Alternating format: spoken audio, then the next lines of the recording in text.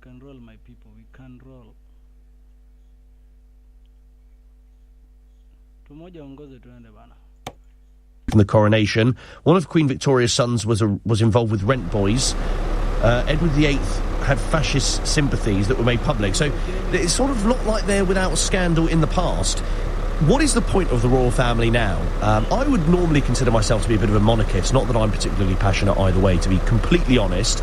But I am left there, sort of scratching my head, wondering, certainly in its current form, what is the point of the royal family? A pared-back monarchy, as Andrew Marr was talking about, yes, I can certainly understand a sort of wise old king, to use his words, with a massively stripped-back entourage, I think would probably be a good idea, but we can't go back to business as usual, can we? Andy's in Edinburgh. Hi, Andy. Hello, good afternoon. Lots of Scottish callers. Is it raining in Edinburgh? Aye, it's raining. Fantastic. Glad to hear it. It's nice and dry in London. Expect? Yeah. What did you want to say, Andy? OK, I'm going to throw this at you, right? Our old Queen, the late Queen, did not help any, but then again, she got into the same trap with royalty, which is basically let the spares, cut them loose, cut the spares loose, and let them fend for themselves. And who do you class as the spares? The spares is Andrew, right, and Edward. That's the spares. What's wrong with Princess Anne? Everyone likes Princess Anne, don't they? No, I didn't mean it that way. Oh, right. But what I'm saying is, the Queen, instead of cutting them all loose, what she should have done was set up trust funds for them and says, OK, that's fine, great, there you go. But instead, look at, there's Edward. Remember Edward? Remember the carry-on when he had to go out and fend for himself and start a business up? The poor guy got a kicking for it. Aye? So, at the end of the day, our late Queen should have set something up to stop anybody chasing money or whatever, like, you know. So what's your argument? I don't understand. Are you saying they need more taxpayers' money? No. I'm saying we had a Queen who was basically a billionaire. And what she should have done was with her own money. She's very wealthy. Yeah, sorry, yes. And she didn't look after...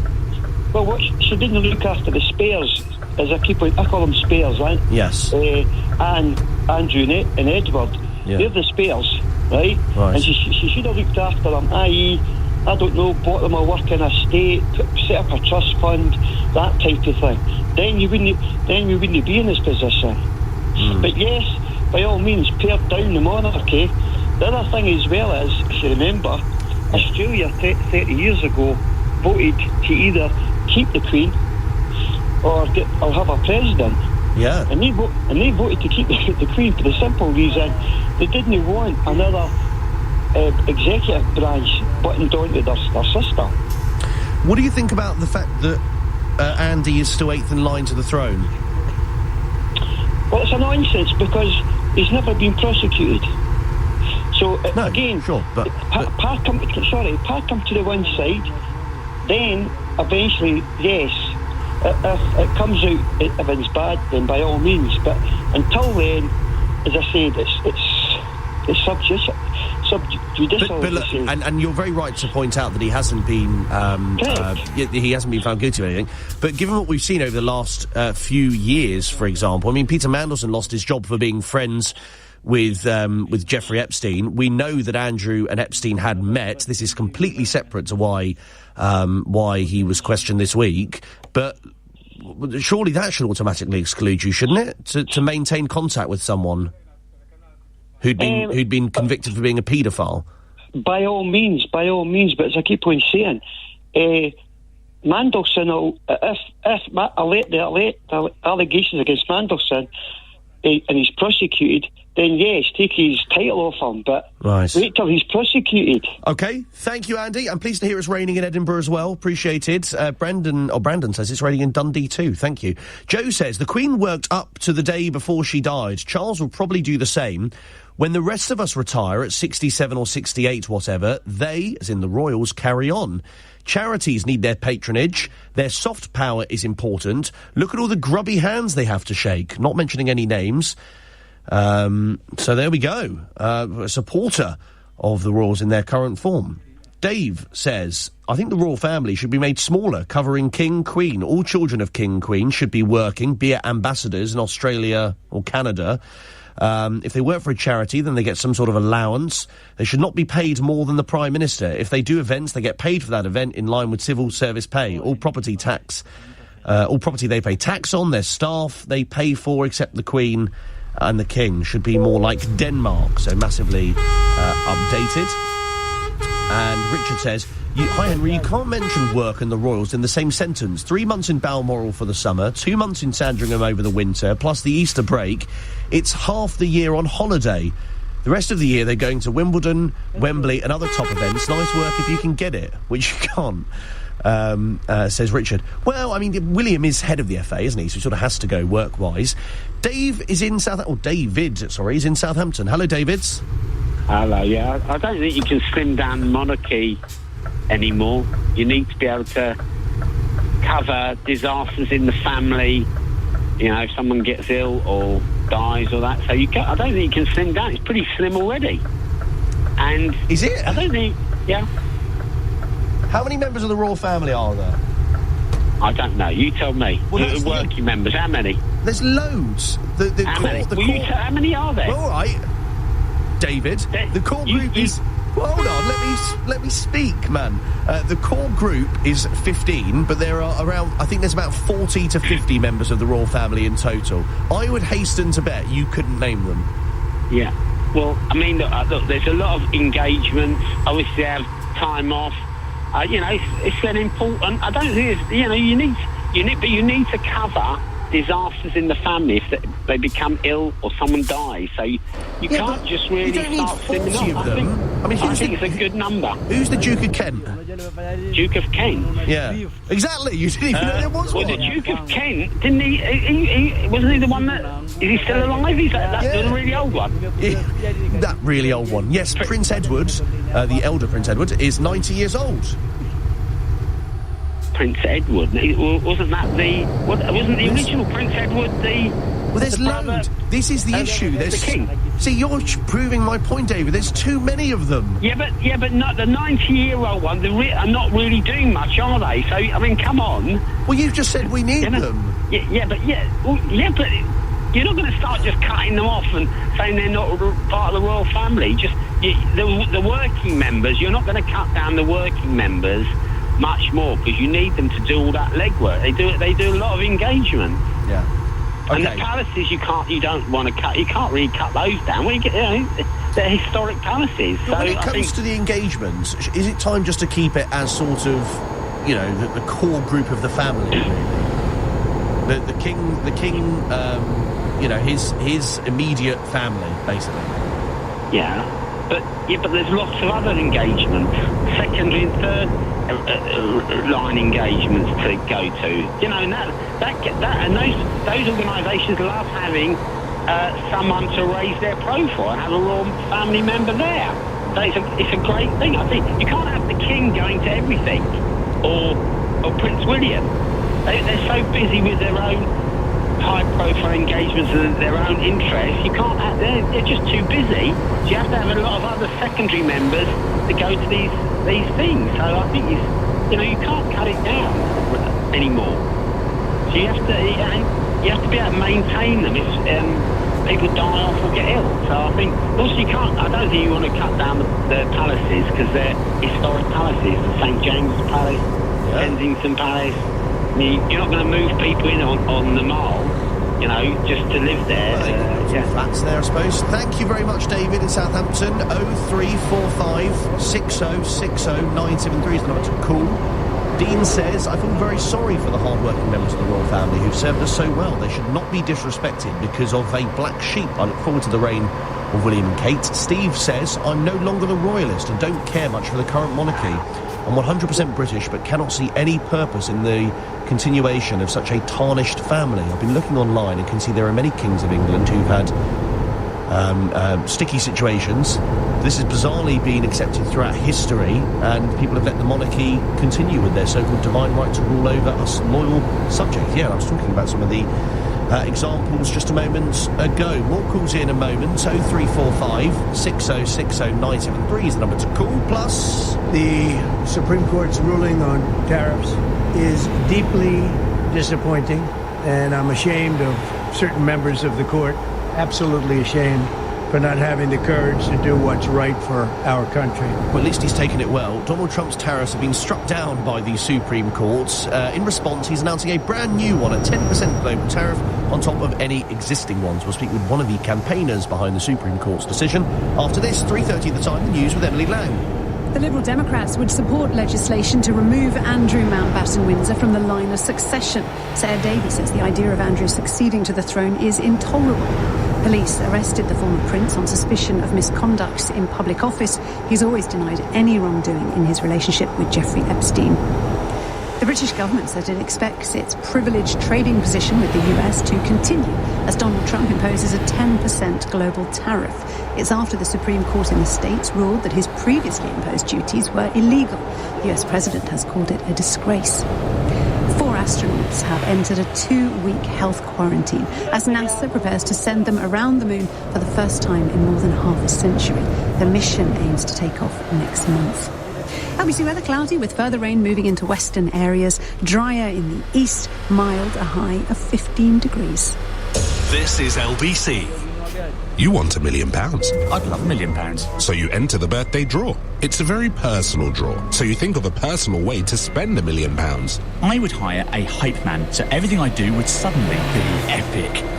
It's a lucky day, and you win the birthday draw. So let's go, Kev. Goat cheese bagel for lunch. Woo-hoo! Is it your lucky day? For your chance to win £1 million, just search the birthday draw and enter now. From Global and ITV. 18 plus UK only. No purchase necessary. We asked patients at Great Ormond Street Hospital what makes someone special. They can make me laugh lots and lots and lots and lots. They have to like arts and crafts. Their favourite food is chocolate cake. They might be a magician, so they can magically make me better. They will be kind. Does that sound like you? Be someone special and leave a gift in your will to Gosh Charity. Search Gosh Legacy for your Gifts in Wills guide. Thank you. For years, petrol set the benchmark. Hybrids cost more. Efficiency paid extra. Today, BYD reset the benchmark. Electric intelligence costs less than petrol. Advanced technology, real efficiency, no compromises.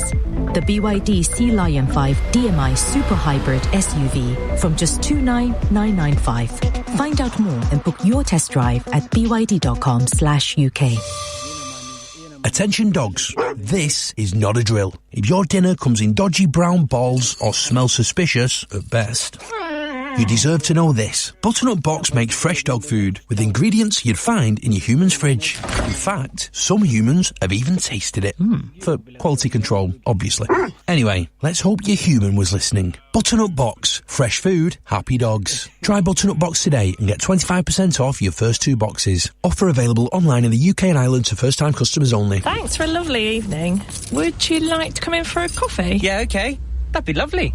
Oh, gosh, sorry. I didn't mean. I just wanted you to see my new Wix kitchen. It's just been installed. At Wix, our experts will support you every step of the way, from a free kitchen design service through to a professional installation. Plus, right now, find big savings in the Wix Kitchen Sale. Book a free design appointment and feel as proud as a peacock with Wix. Terms apply. This is LBC with Henry Riley. Call 0345 6060 973. Text 84850. Alexa, send a comment to LBC. 3:34 is the time. Very good afternoon to you. It is Henry Riley in for Vanessa Feltz this afternoon on LBC, and it's lovely to have your company. Thank you very much for joining us. We're talking about the royal family and basically what its purpose is now after the events of the last week, and whether its sort of image has been completely tarnished, and whether this is sort of a nice time, a sort of fresh chance to have a conversation about what the future of the firm looks like, whether that is stripped back or whether it needs to be left untouched, or whether even if you strip it back slightly, that's enough and that's really going to satisfy people. 0345 6060973 is the number to call. We'll come back to that conversation in a moment. First, though, pretty major news concerning tariffs. And this that Donald Trump has now announced a global tariff after the US Supreme Court ruled that his previously imposed duties are illegal. I know that may sound slightly counterintuitive. This is a new 10% import duty which will apply to all countries and be effective almost immediately, the US president has said in a post on, guess where, Truth Social. The White House announced that the levy would take effect in a few days' time, on the 24th of February. It could face legal challenges. The law that Mr. Trump has used to impose the tariff caps it at 150 days, and this comes after 6 of the Supreme Court's 9 judges voted to overturn Mr. Trump's signature economic policy, and he took it well. The Supreme Court's ruling on tariffs is deeply disappointing, and I'm ashamed of certain members of the court, absolutely ashamed, for not having the courage to do what's right for our country. Foreign countries that have been ripping us off for years are ecstatic. They're so happy. And they're dancing in the streets, but they won't be dancing for long, that I can assure you. The Democrats on the court are thrilled, but they will automatically vote no. They're an automatic no, just like in Congress. They're an automatic no. They're against anything that makes America strong, healthy, and great again. They also are a, frankly, disgrace to our nation, those justices. They're an automatic no, no matter how good a case you have. It's a no. You can't knock their loyalty. It's one thing you can do with some of our people. No idea what he's talking about at the end there. Let's get more of this now from Rina Shah, who's geopolitical advisor and strategist based in Washington, D.C. Could you just explain to listeners, how is it that the Supreme Court has ruled that the tariffs were unlawful, and then he responds by announcing a new 10% import duty? Yeah, hi, Henry. Thanks for having me here. You know, yesterday was a very wild day in trade policy. I couldn't have really predicted that. But, look, the court did the right thing. And 6-3 is absolutely no joke. That was a big ruling. To see it with those numbers was especially telling, because what the Supreme Court did was hand down this win for those of us who really believed that President Trump could not use the International Emergency Economic Powers Act, IEPA, to slap tariffs on imports. We felt that was illegal for him to do that. And there's no mention of tariffs in the law. There's no historical precedent for it. And the Constitution gives Congress, not the American president, the power over duties and taxes. Right. And you were named in the case against these tariffs. So why did you feel so strongly that it's Congress that should have more of a say? Well, I have a particular love for Congress. I started my political career there, serving 2 members of the House of Representatives, both of who were Republicans. And I really love the institution of Congress. It is the people's house, the House of Representatives. And really both chambers should be stepping in and checking this president. That clip you played there of President Trump, I heard the word loyalty, and it's like nails on a chalkboard to me, Henry, because hearing an American president talk about how basically indirectly saying the Supreme Court, certain justices should have been loyal to him. What in God's green earth is he talking about? We have 3 co-equal branches here. They are supposed to check the power of one another. This president needs to read the Constitution. And yes, I'm a registered Republican saying that. Right. I don't believe he has any respect for it. Donald Trump would call you a rhino, I'm sure. Sure, let him say that. In name only. But, no, go on. No, I was saying I joined on to the amicus brief in one of these cases. These were 2 condensed cases, by the way. I joined on the Learning Resources case, a toy company that actually before I even heard of this case, I have been buying these toys for my little children. They're great toys. They're very educational. And they talked about how the tariffs really hurt their business. They had to pay some millions of dollars. This president is not behaving like a conservative, not behaving like a Republican, punishing American small businesses like like this. Sure. That's why I had to sign on to it. But Donald Trump would say, I mean, he was citing a businessman he met in Georgia who kept saying he wanted to kiss him, apparently, because he was so happy with the tariffs. And in some instances, Donald Trump is saying he is saving industry. When it comes to cheap imports, he has got a point in certain sectors. Look, I'm somebody that has also railed against cheap imports. It's certainly something I've heard out of the mouth of Republican voters who say, we don't want this junk from China filling up our American landfills. I get that. But I'm also a mother, a business owner, and I'm somebody who really sees the impact these tariffs are having on American small businesses. On the one hand, you could say we need to produce more in the United States. You can't just snap your fingers and start producing all toys here. This stuff takes time, and it takes creativity to create policies that allow that to happen. But right now, the tariffs are attacks on the American consumer, on me, on fellow mothers and families like mine that really feel like we just feel the cost of everyday living, of the things we need to get, daily commodities, are crushing us. Because, again, the tax is getting passed on to us. The price is getting passed on to us. That's what tariffs really are. They're attacks on the American people. I always enjoy speaking with you. Thank you for your time. Rina Shah is a proud rhino, is a geopolitical advisor and strategist based in Washington, D.C. George King IV is Vice Chair of Democrats Abroad UK and joins me now. Thank you for your time, Mr. King. Your response to what we heard yesterday. Happy to be with you, and great we're having this conversation. Obviously, this is a big deal, a little bit overshadowed by some of the news here, understandably. But to finally see the U.S. Supreme Court ruling on an issue of law, following the law, following the evidence, and forcing Donald Trump to actually follow the law himself is a big moment. We've seen, increasing evidence of a turning point in the U.S. against the subversion that the Trump administration has done against democracy, against rule of law, against separation of powers. Your prior caller talked about 3 co-equal branches of government. Well, that has not been the case. We had the Supreme Court essentially give the executive branch a get-out-of-jail-free card, saying you can break the law and you can't be persecuted if you're president. Before the start of this term, and we've had the Republican-controlled Congress abdicating their responsibilities as a second part of the 3-legged stool of the government. So to finally see one of those embedded checks and balances that the constitutional process creates actually working is fantastic. I think most of us knew this was illegal from the beginning. I don't think Donald Trump cares that it was illegal from the beginning. I think he's shown that his operating method is do it anyway, and if someone stops me, great, I'll just do 5 other things. Is your issue with the tariffs themselves, or the way in which he has gone about implementing them? All of the above, if I'm honest. I mean, first of all, I heard your comment about, someone in Georgia wants to kiss him in plastic toys. The only thing I was driving at there is I mean, he did sort of talk about tariffs quite. He kept saying it was the most beautiful word in the dictionary and that he loved it. So we knew this was coming. If it had sort of come about via Congress, then that would have been fine, right?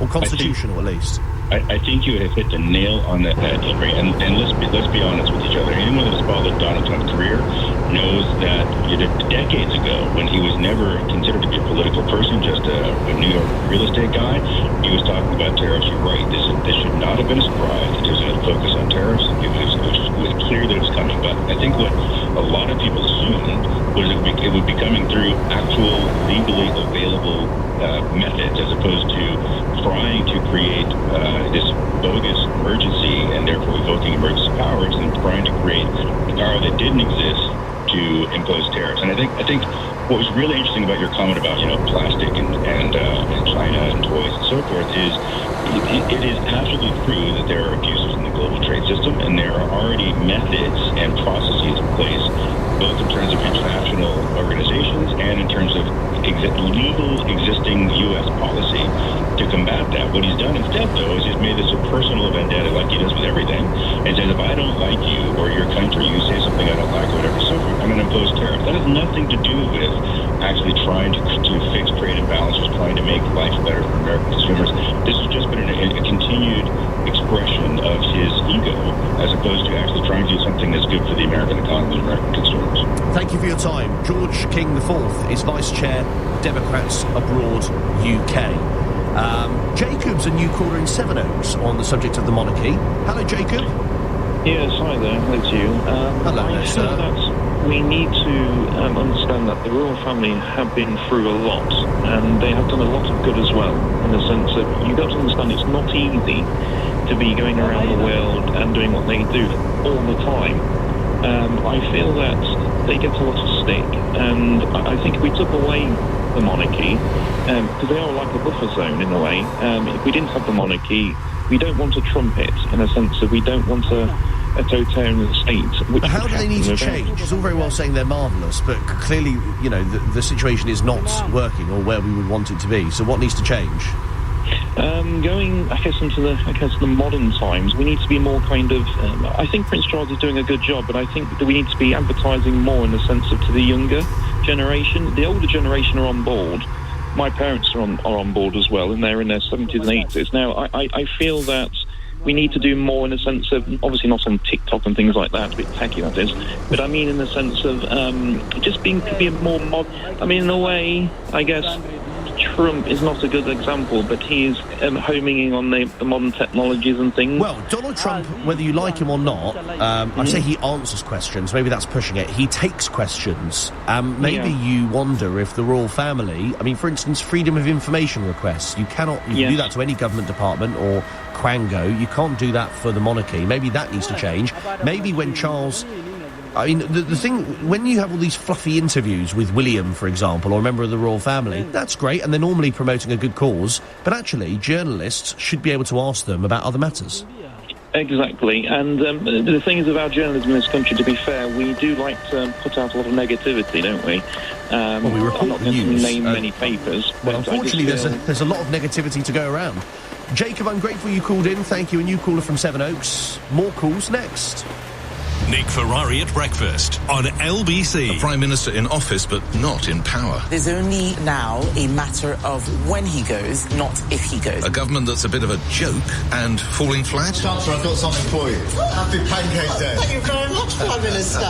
But if the government loses a crucial by-election in Gorton and Denton next week... What we all need to do now is drive the pace of change. That means greater unity. Is it time to handy over to Andy? Nick Ferrari at breakfast. Back Monday morning from 7. Listen on our free Global Player app or the LBC app. Get extra support with Immunace multivitamins with vitamin D, zinc and selenium, which contribute to the normal function of the immune system. Immunace from Vitabiotics, the UK's #1 vitamin company. Verification at vitabiotics.com. From Boots, pharmacies and vitabiotics.com. The Philly cheese stack is back at McDonald's and it's still intensely cheesy. Imagine the cheesiest thing ever. Now cover it in cheese. Add 2 beef patties, cheddar cheese sauce, crispy onions and even more cheese. The Philly cheese stack. Did we mention it's cheesy? Available until the 16th of March 2026 from 11 a.m. Please apply to delivery orders. Price and participation may vary, subject to availability. So, close your eyes. Picture the scene. Just you and me, alone, enjoying breakfast on our own little island. Sounds perfect, right? Yeah. Great, because I've booked Wix to design our new kitchen.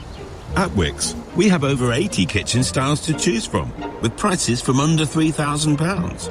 And right now, find big savings in the Wix Kitchen Sale. Book a free design appointment and feel as proud as a peacock with Wix. Terms apply. People ask me, what's my good place? Wild swimming with the girls on a chilly spring morning. And knowing that with PensionBee, I can choose to invest in line with my values, which is why I picked their climate plan. Last one in by blood! At PensionBee, we believe that when your pension is in a good place, you're in a good place. Download the app or go to pensionbee.com and be pension confident. When investing, your capital is at risk. At TfL, we're opening up more of London for everyone with step-free access. We're continuing to improve accessibility at many of our stations, and now over 200 stations and counting have step-free access, including the entire Elizabeth Line, DLR and all tram stops. That is how we're making the greener way to travel more accessible to all. Search TfL Improvement Plan. To the Mayor of London and TfL, every journey matters. Greener than total estimated petrol and diesel car emissions. Discover the world of Dobble, back in McDonald's Happy Meal. Race through the worlds of music, sports, space and more. Our quickly can your little one spot the match? Double's bursting with fun, some food. It's all inside this Happy Meal. Until the 5th of March 2026, from 11am. Includes one pre-selected book or toy. Double range comprises toys only, while stocks last. Henry Riley on LBC. Call 0345 6060 973. Maggie is a new caller in Hertfordshire. Hello, Maggie. Hello. Hello. Oh, hello. I don't know what was. What would you like to say? Hello. Hello. I'm a very old lady. I hope you can hear me. You're not very... you don't sound it. Well, I remember the Queen's coronation when I was a little girl, aged 7. Right. And I got a plate and a cup. And I've grown up with the royal family.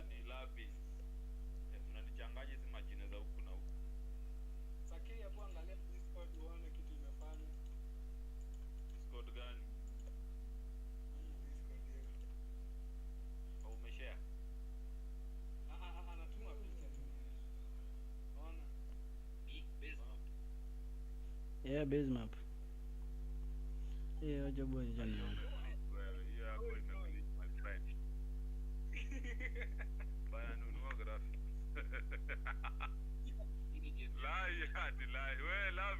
What?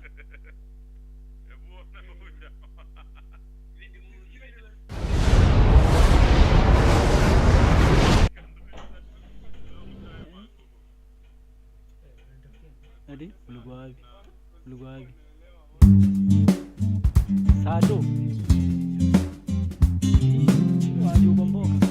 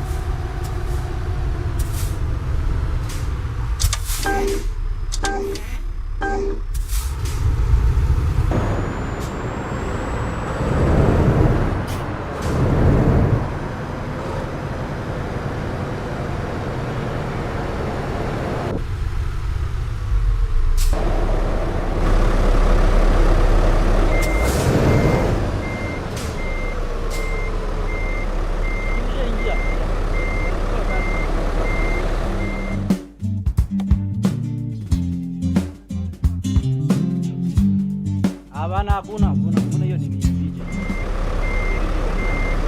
Haiko.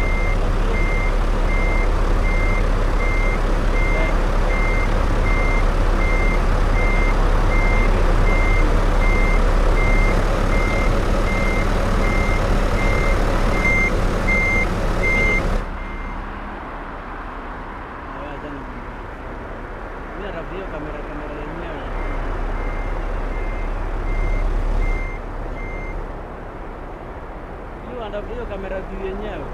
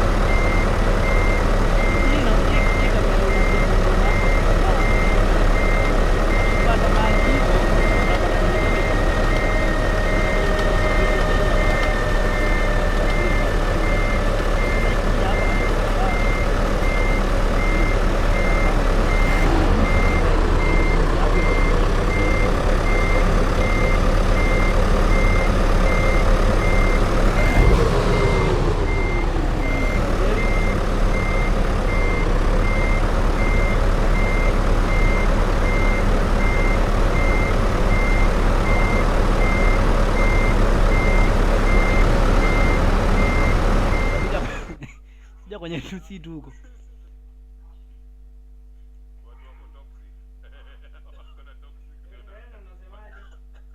Hamid tulimwacha hapo na asongi.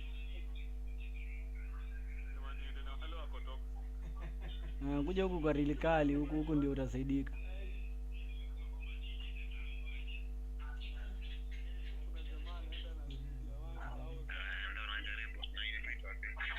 Huyu ni Rena. We Rena. Rena. Inakuaje?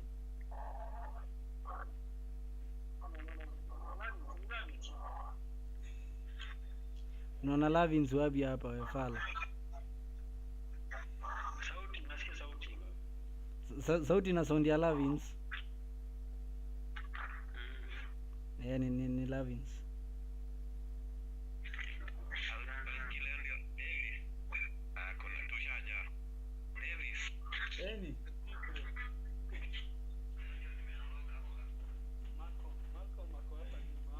Sasa ndio Hamido ameanza kusonga. Hamido ni mtu fani sana.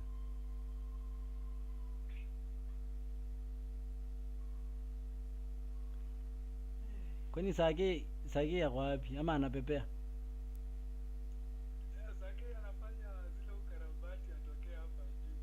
Azi hata ni huyu kuna muona petrol station.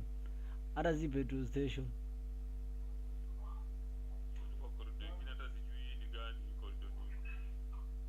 Sasa akipiga wacha tufanyaje? We tuendeleeni ndio saa yake akuja kuanguka hii town iko hapa inajiita Kologon. Kwa hivyo ni petrol station ya ngapi? Petrol station ya kwanza, ya pili, petrol station ya 4. Petrol station ya 4. Hii ni 1 2 ama ni 3. Petrol station ya ya 3.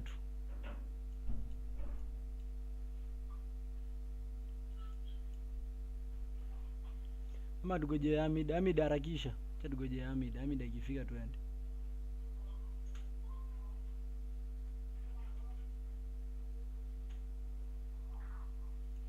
Hamid anakuja kweli?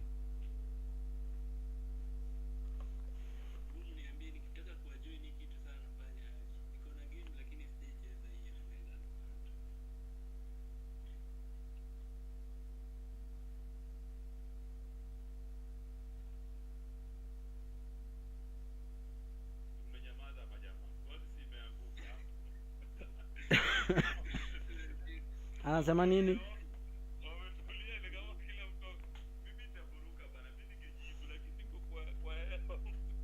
Anasema nini?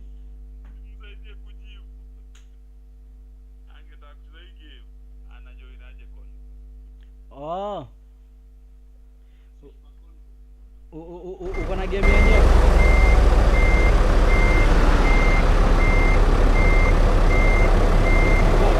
Homepage kuna mahali kuna kuanga na drive, jobs, navigation. Kuna nini na kuanga hapo inajiita convoys. Sasa una click on convoys, una click on convoy lobby. Alafu ukiangalia hapa kwa chat. Sasa hiyo ndio session ID ile huko juu kwa kusearch. Sasa uingie hapa.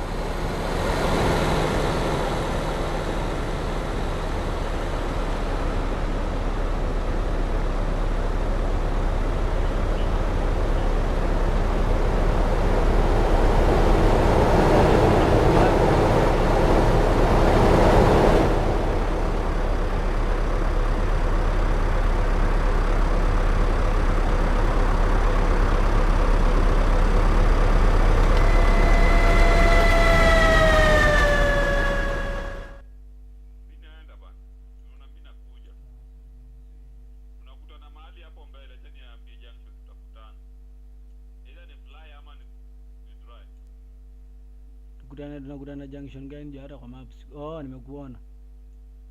Wewe drive, tutaparana hii junction iko huku Liege.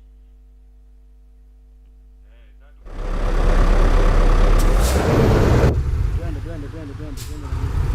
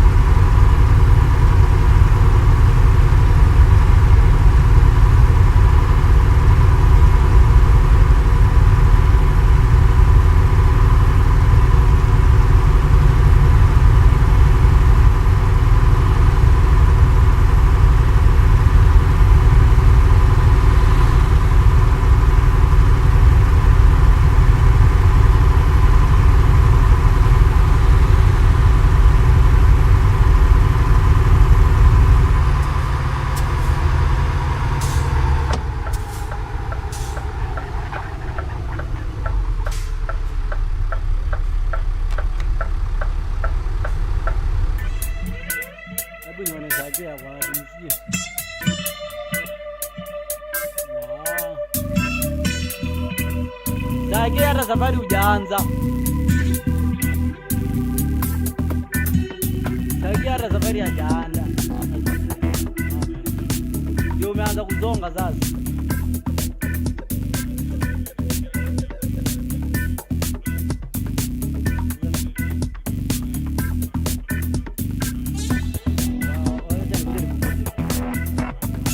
Wacha nikimbie kwa hivyo hapa karibu na Lille. Hii petrol station iko karibu na Lille, nipaka hapo ni Mwangozi. Sasa hiyo unakuona unafinya gari sasa. Sasa hiyo unakuona unafinya gari. Sasa hiyo unakuona unafinya gari.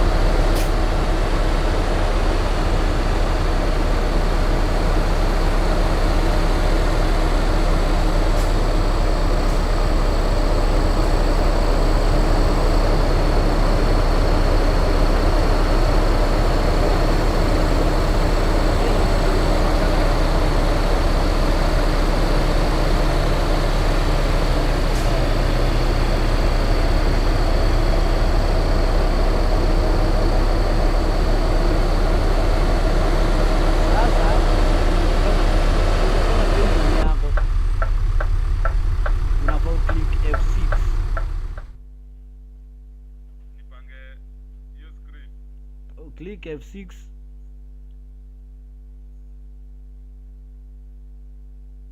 Please stop to access the screen.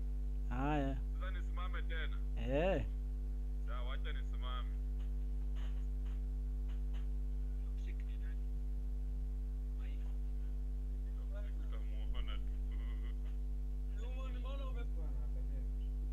Nimesimama baba. Nasema F6. Alafu F6.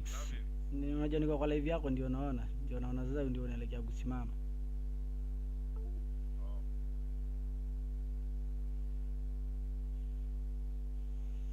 Acha nione. hapo kwa F6. Sasa ukiklik, no screen umemulika screen mbaya. Sasa angalia. Hiyo inajiita TACMeter. Enable. Ama TACMeter whatever. Hiyo kizungu inakataa. Kwa kichwa iko sawa, kutoka ndio inatoka vibaya. Iko enabled. Inafaa kuwa enabled. In short, kila kitu hapo inafaa kuwa enabled. Yenye iko enabled, enable.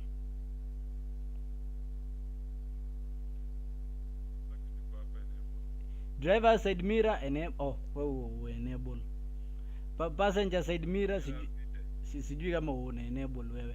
TACMeter, indicators, navigation na copy company's message.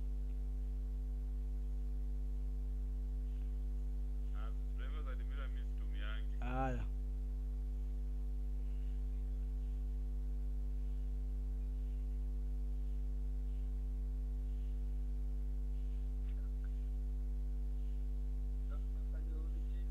Keep mirrors hidden, no. Enable. Hizi ziko enable zote, hata zinipe hiyo option ya kufikiria. Sasa mimi sijui sasa mbona nini yako ileti. Inafaa kuwa inaleta. Hebu close.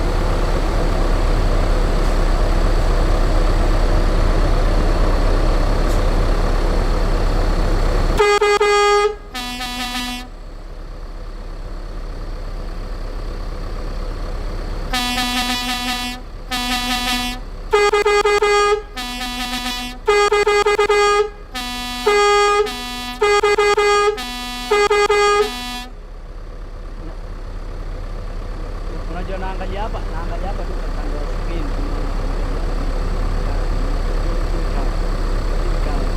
Driver kajie.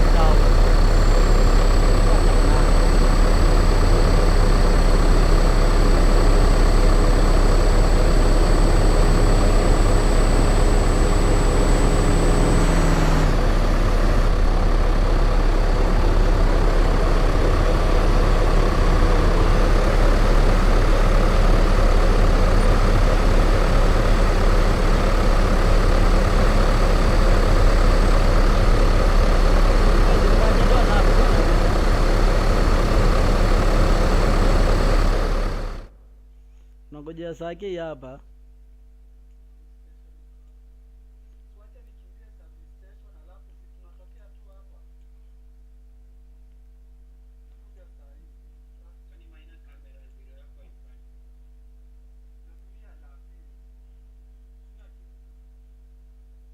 Aya, ungevunya hiyo F7 uende nini ukuja na sake juu sake ni kutoka anatoka.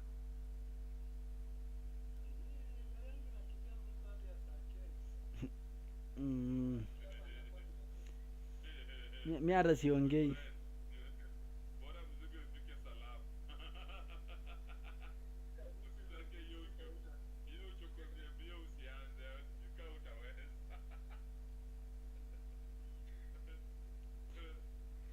Sasa unataka kumwambia itabidi amesema nigojeeni hapo kwa hiyo town, nigojeeni.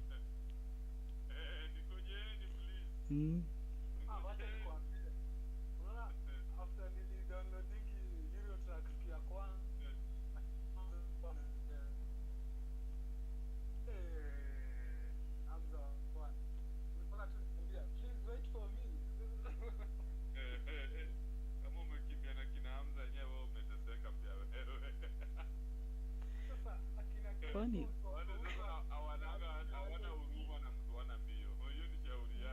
Sasa mbona ujamaa udai kumwambia Jabara na jamaa alikuwa anaitwa OJ. OJ yangu anataka kujua. Alafu ama jamaa wote lazima kwanza mkianza kuongea wanakwambia acha ni restart machine. Jua hiyo ingine za kubadilika sasa. Asingoje niende ni change kitu hapa. Wacha ni restart kidogo na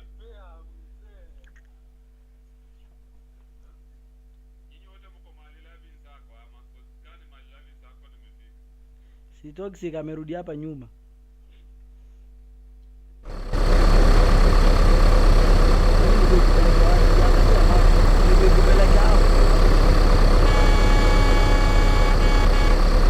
Hey, wewe ile gari iliangushwa na nani?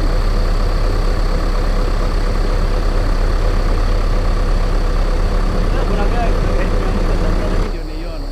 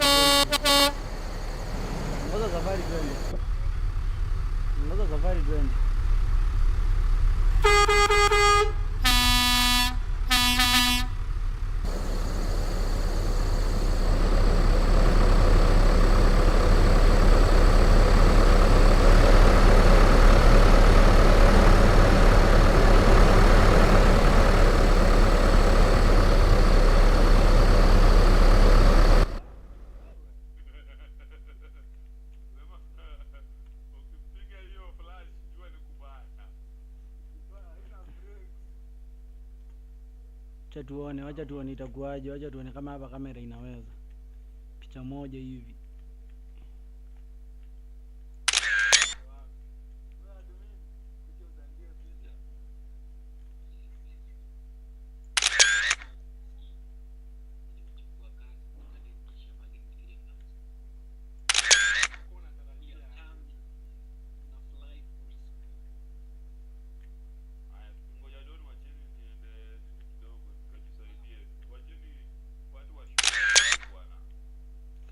Huyu anaitwa Sakei. Alafu hapa anajiita Keila. Alafu hapa kuna Lil Maina anajiita KDD 719. Alafu sasa kuna jamaa mwenye mapesa plateless. Millionaire Don mwenyewe.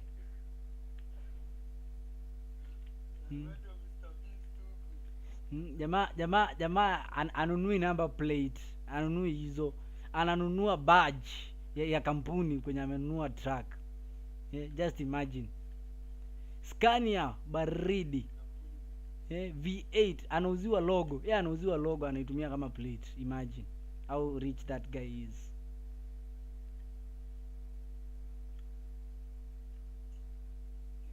Sakei mwenyewe. Toxic ni huyu.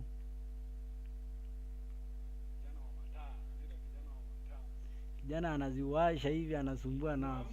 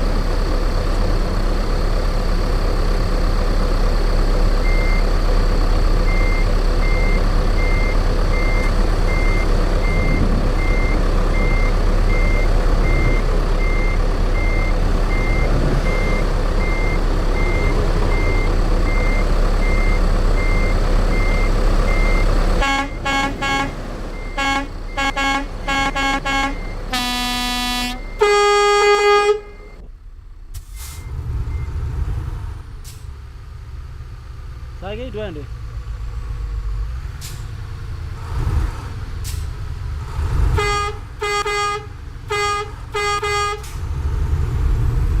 Living and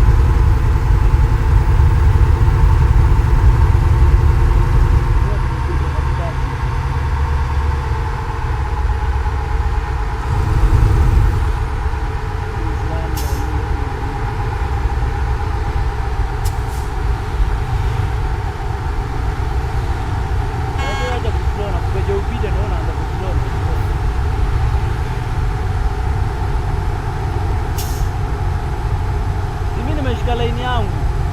Nimeshika line yangu. Hapa na nisitoe tunapanda hapo. Nimeshika line.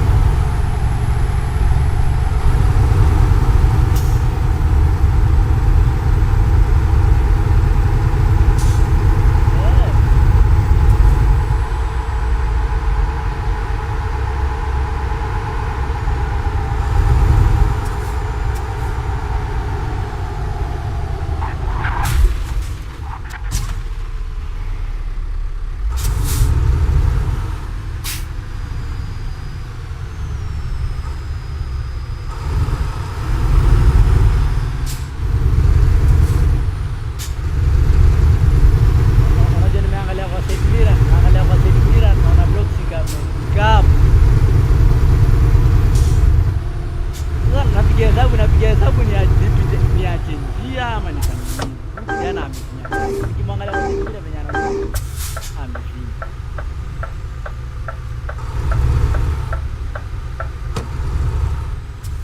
Nasema mgwiro kaingwa mafuta.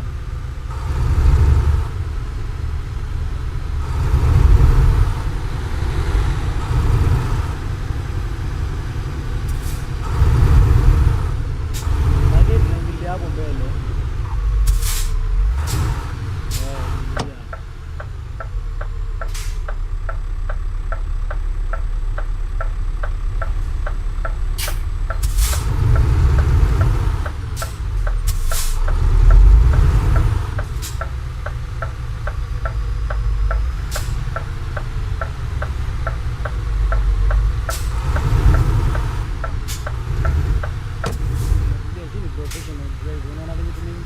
White line hata kupiga regulation mpaka inafika.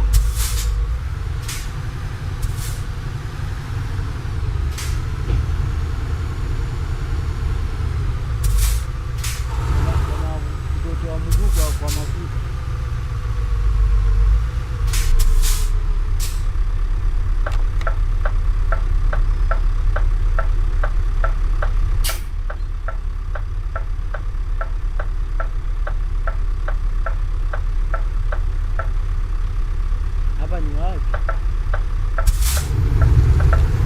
Mbona utuambie umeenda kauli gani?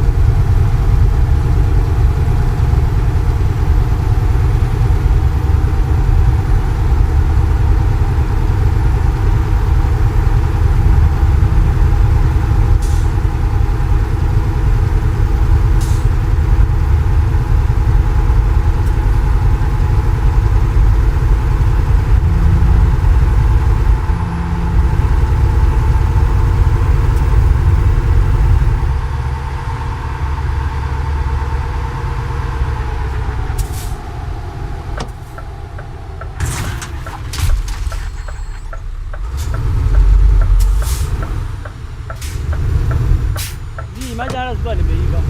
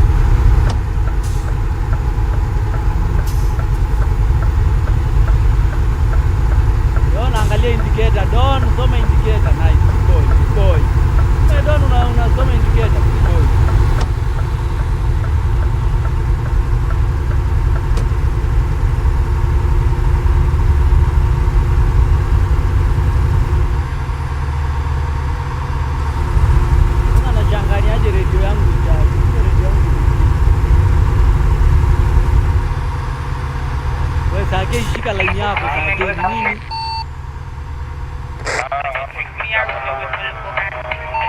Isake ndio ameiba akakuja kwangu, kabidi nimeiba na mimi niingie kwako.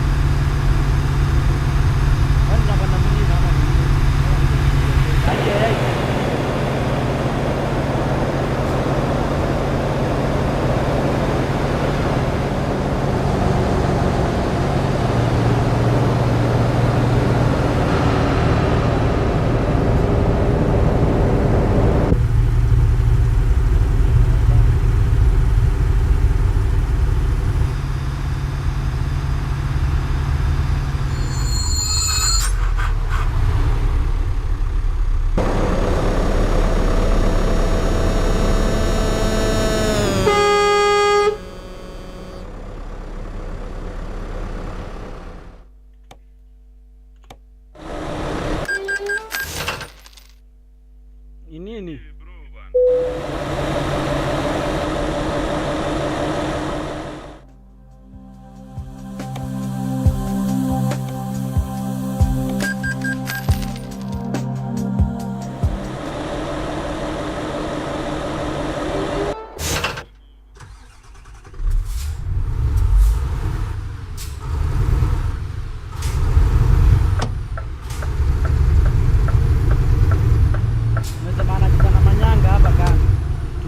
Tunaingia we Dar es Salaam.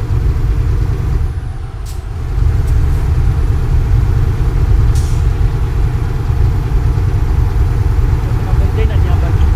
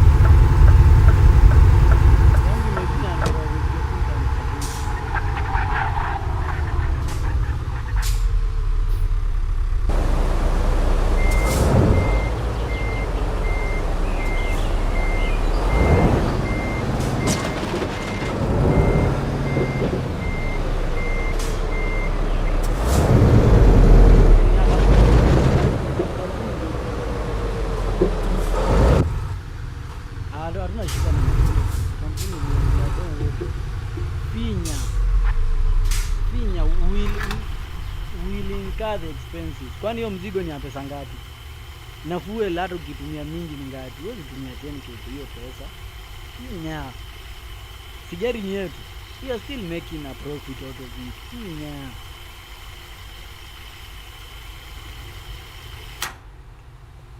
Sasa nimekunywa 1300.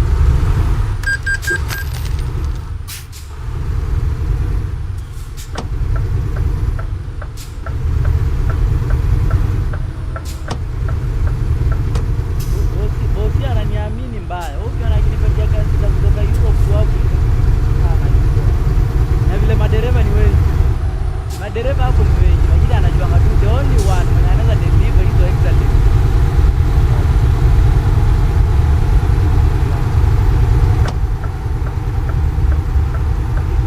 Ndio maana I'm the only driver in his company driving a Scania 770.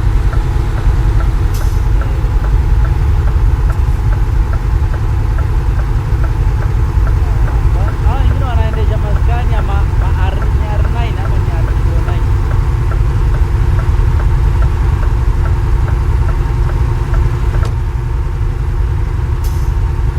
The only driver mwenye akona Scania, just me that Scania was mine.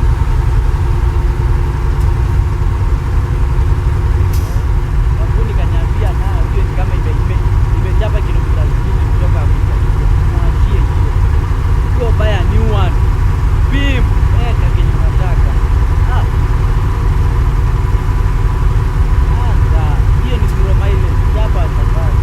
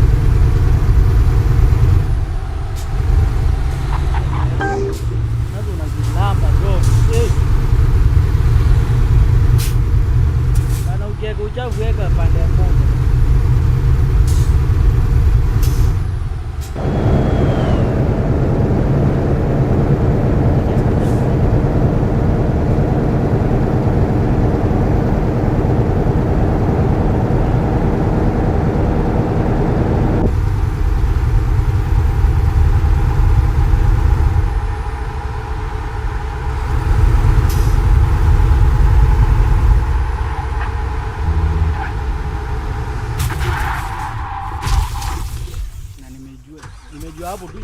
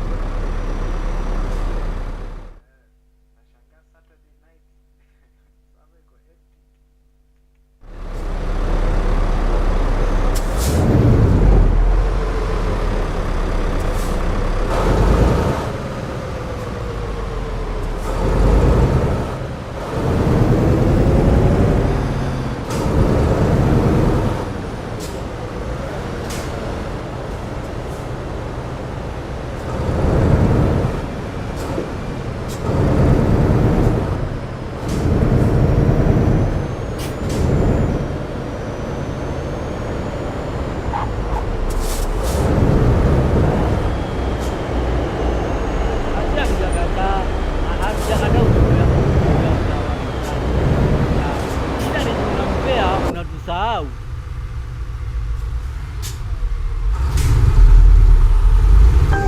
Sisi hatuna shida ukiletea.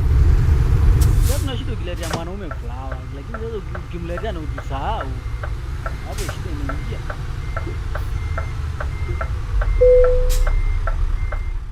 Mbona unapeana flowers nusu? Mbona unapeana flowers nusu?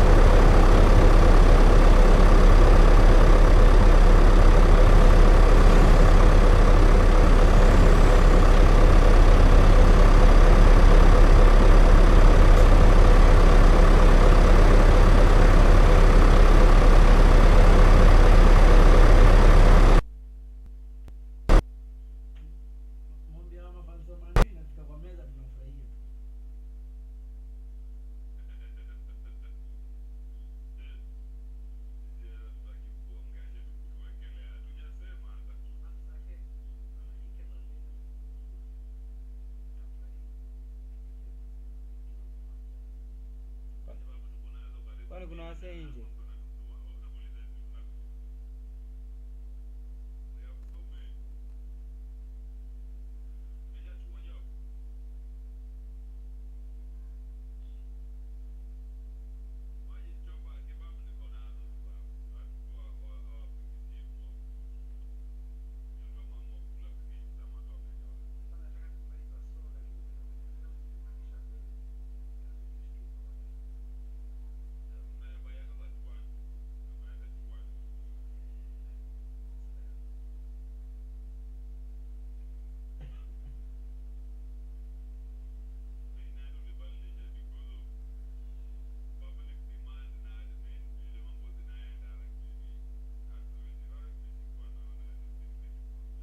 Sasa mimi nataka nikiingie huko. Mimi nitasumbua admin mbaya. Mimi ndio nitakuja kwa KRA. Mtu amelanda hapo. CEO wa KRA. Kuna wasee hiyo wanaacha wanalanda. Na nakuja naona kabisa. Na nakuja kabisa kasa yake na nauliza nini.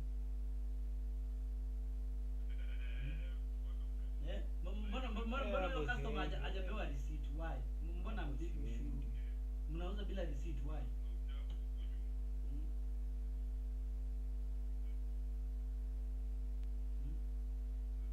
Ama nikuja nikuweka mtu ni Syria. Mbona mmeweka mabillboard huko wote?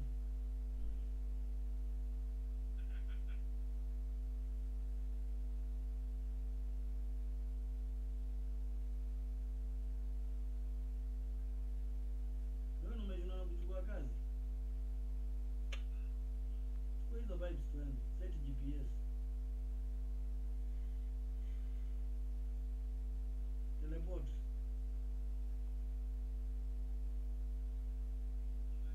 Suangalie ni dom gani kwa hapo. Hiyo.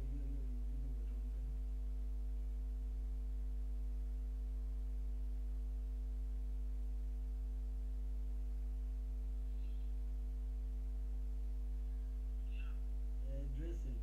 Ndio dressing.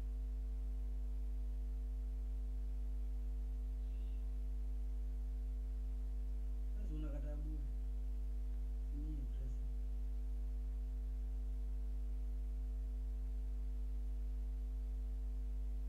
Iko mbele. Hapo Republic. Hapo kwa Republic. Republic yawa. Hey, kando on the right of German. The right of German. We are still in German.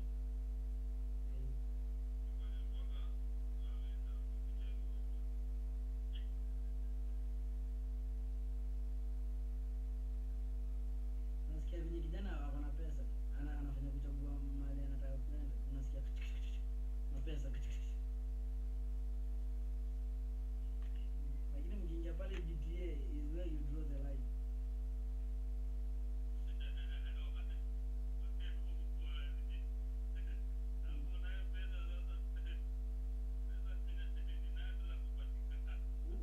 Huko pesa inatumika vizuri.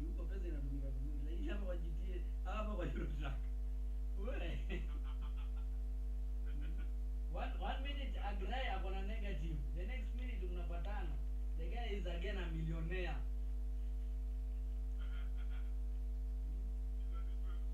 He's a different person. Mmoja anaendesha tugari hatuna pesa tu Iveco tu Renault. Next tunapatana naye anaendesha Volvo Scania. Benz. Alitoa wapi pesa? Lakini pale GTA ukimuona na Renault miaka ingine 5 utampata naye.